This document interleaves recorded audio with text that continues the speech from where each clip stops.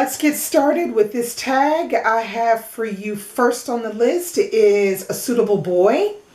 This is a book that I have been wanting to read for quite some time now, and I just keep passing over it and passing over it and passing over it. I think I'm a little bit afraid about reading this one because it is so long, but actually not really because it's long. I think it's because I've heard people tell me that it's not so easy to read. So I think I have just been, pushing it on the side. Now, the small book that I want to show you is right here. Kinky Gazpacho, Life, Love, and Spain. And it is by Lori L. Thorpes. Okay, it is about 224 pages. This is a lovely little novel. It talks about Lori Thorpes' visit to Spain. Now, the thing about this book is I think it's like semi-autobiographical.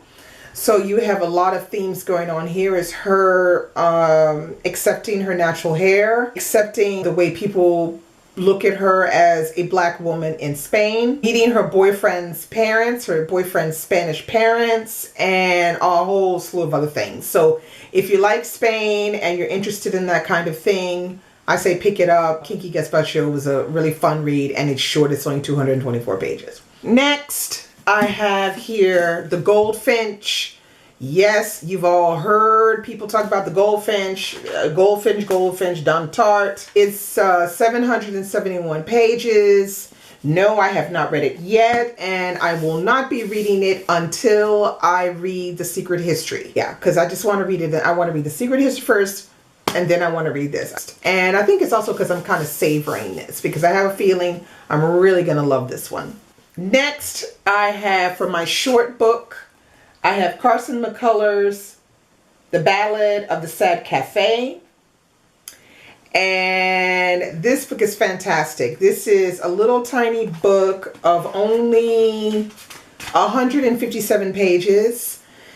It is the story of Amelia Evans, and she is the owner of the cafe in the small southern town. In the book, she becomes reunited with a long-lost cousin that she's never met before, who is a hunchback. He shows up on her doorstep, and she takes him in, and things continue. Complications, ex-husbands, all kinds of mess. It's very interesting to read. Carson McCullers was a brilliant writer, and this has all of the key ingredients to a wonderful Southern novel. You read this and it's as if though someone is sitting down and telling you the story about someone they knew, and that's the tone of this particular little novel. It's very well done.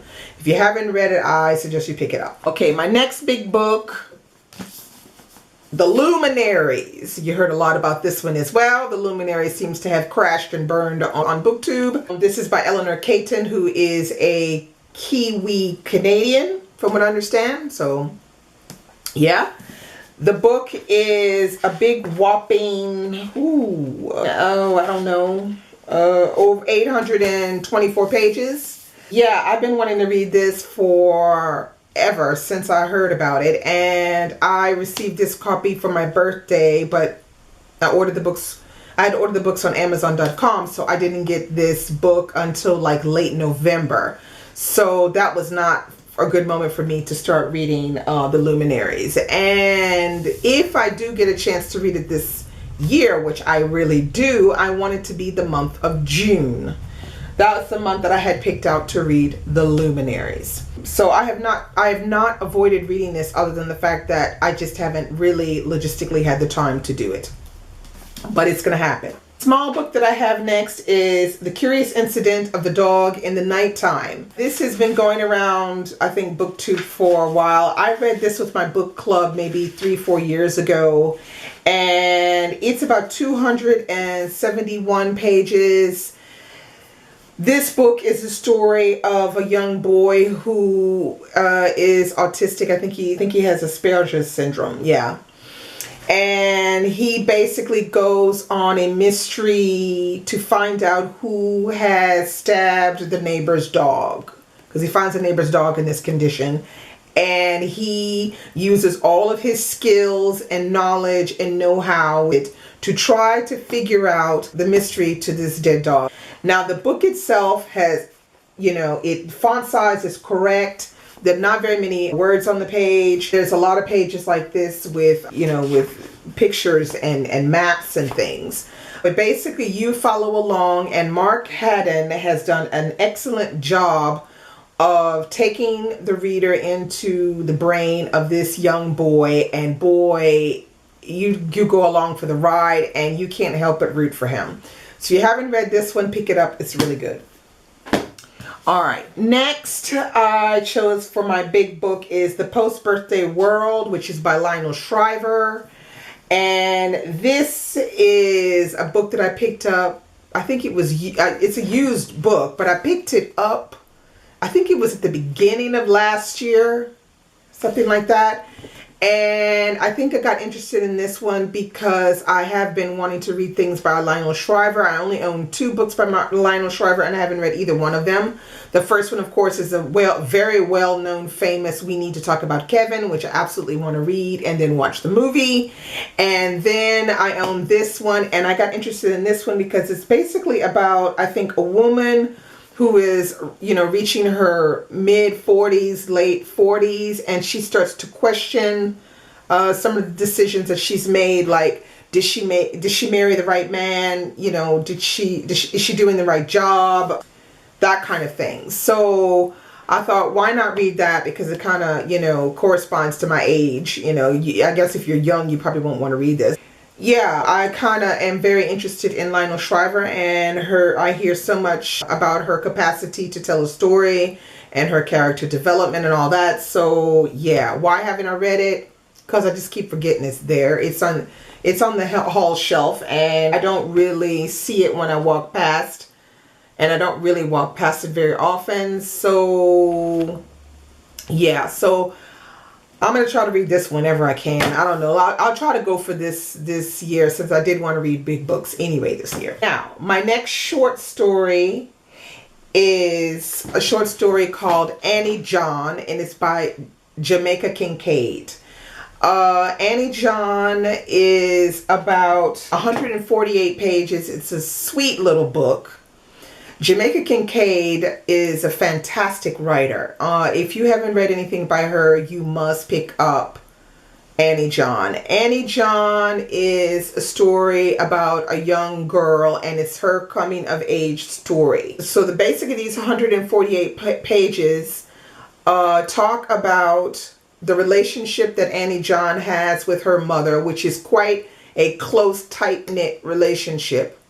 They live on the island of Antigua, and it is during the British colonial rules. So Jamaica Kincaid traditionally writes about the effects of colonialism on the islands, especially hers in Antigua, the difficulty and the bad things about the colonialism. So she writes that, and she brings it forth in this novel, in a lot of her other novels as well. But this one was particularly brilliantly written, is because as you're reading, you cannot help feeling like you're on that island with her. I mean, you're feeling the sun on your face, looking out to the sea, the slow paced, lazy life of Antigua, and all of this around little typical childhood incidents,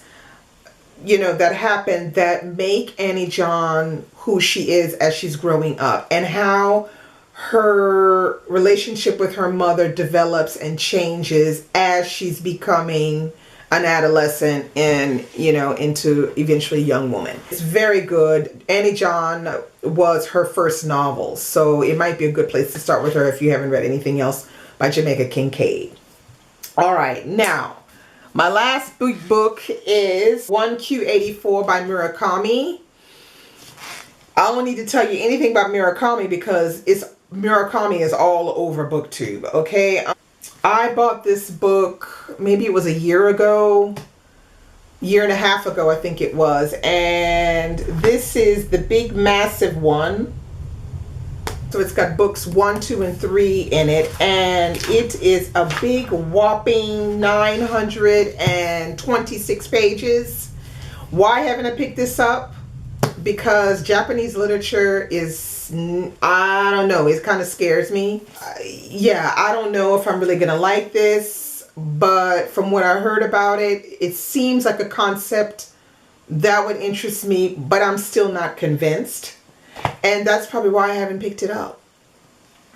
So yeah, guilty as charged. I might have a little bit of phobia going on with this one. The other one's no phobia at all, but this one definitely a phobia. But who knows? Maybe I'll try to at least read book 1 this year, because that would be kind of good to finally read something by Murakami so I can see what everybody raves about. Anyway, to be continued on that one. And the last book, the short book that I have, is going to be right here. It's Patriotism by Yukio Mishima.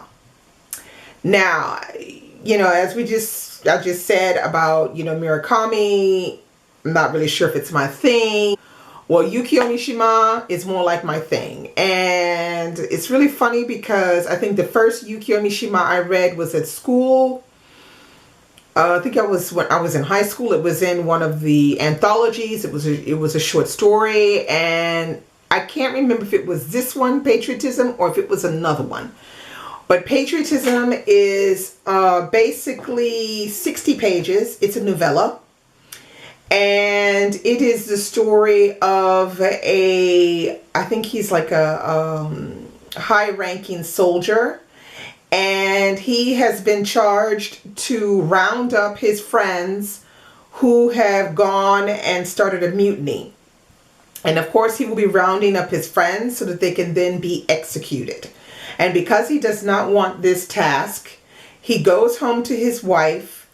He tells her that they're going to commit seppuku, which is basically disembowelment. It's a type of suicide that soldiers performed before being captured. And you basically, in the 60 pages, you see his last few hours with his wife.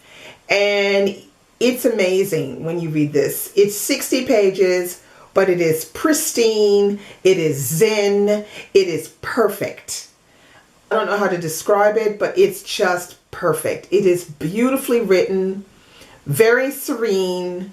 You get a lot out of it in the sense where you see that these two people really love each other, and the trust that the wife has for her husband, as well as the husband has for his wife, and how they go about their last few hours without questioning the other. It's amazing. It's amazing. It's something that you really have to read just for the writing alone. It's only 60 pages, but I think it's well worth it. And it's because of this that I will definitely be trying to read another Yukio Mishima. Mishima was quite a character now. Japanese writer, and he had a very classic, he was very traditional Japanese man, and very traditionalistic in everything. And in his writing, the traditionalism rings true. So that's all I have for you today. That is my big book phobia tag. I'm going to tag a few people, and I'm going to put their name somewhere on the screen. I suggest, if you haven't done it, to do it. If you don't do videos, why don't you, link below and tell me some of the big books that you maybe fear picking up, and we can compare. Okay? Bye-bye.